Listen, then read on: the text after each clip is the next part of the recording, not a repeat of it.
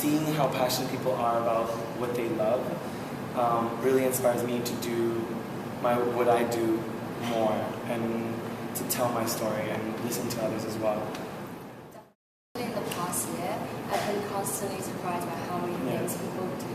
Because Tufts students, sometimes they don't talk about their achievement as much as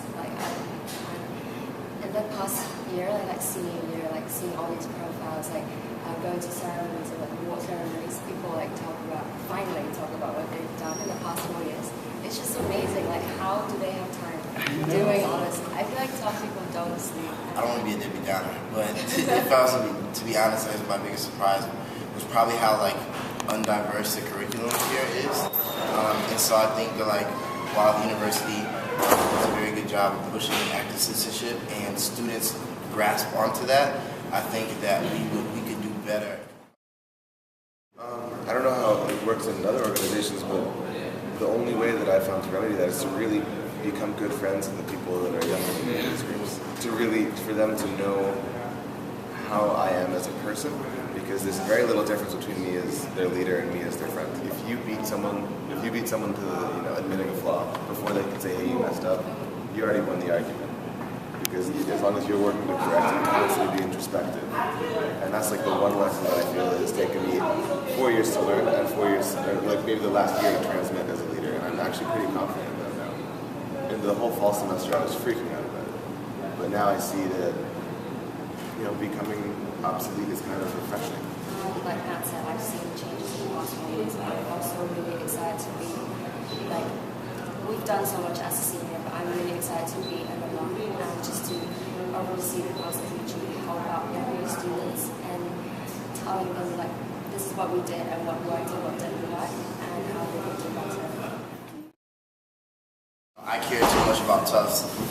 I wanted Tufts to be a place where I would feel comfortable and happy and excited to send my children to, and without any reservation. And so I felt like I was fighting for things like that. I think that's what made me realize that Tufts was the perfect place for me.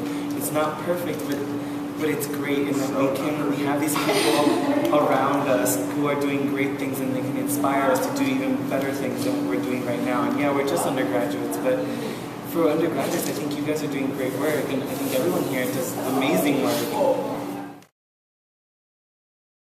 There are some parts of, you look at my resume, there's some things that clearly I'm overqualified for a lot of professional jobs with, but at the same time, maybe intellectually, maybe academically, I'm not as strong or I'm not as developed as I would like to be. Maybe in my personal life, there's things that I did, because I poured so much time into build that I forgot about Mike. And I forgot about things that, there's, things that you wanted to change about yourself 4 years ago that are the same now.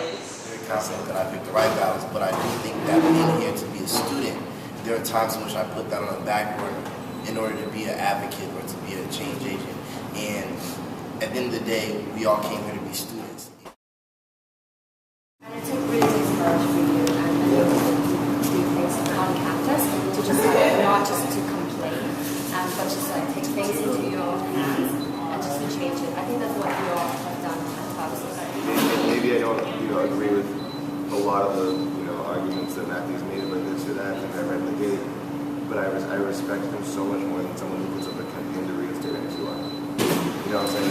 That shows such a level, that's a shallow level of investment to tradition to show. So what he's doing is, I'm glad it's happening. Whether or not I'm on side A, B, C, or there's probably a million different perspectives on this. But it shows such a level of investment and care for the systematic change. I mean, for me, wherever I am, I know that I will try to be involved in human rights activism and LGBT rights and minority rights in general. And I will find ways to do it. I know I will. I don't know what you're doing after graduation, but I'm sure it's just fantastic. I don't So it's I think people have these grand expectations. I'm trying to figure out so long as I feel useful, I don't care what I'm doing. Exactly. I want to feel useful. I'm just constantly trying to look in the long term and just know that even though I'm graduating, I don't have to achieve something right now. I don't want to jump into the job just to show that I'm successful. Just to ensure that I can get a job.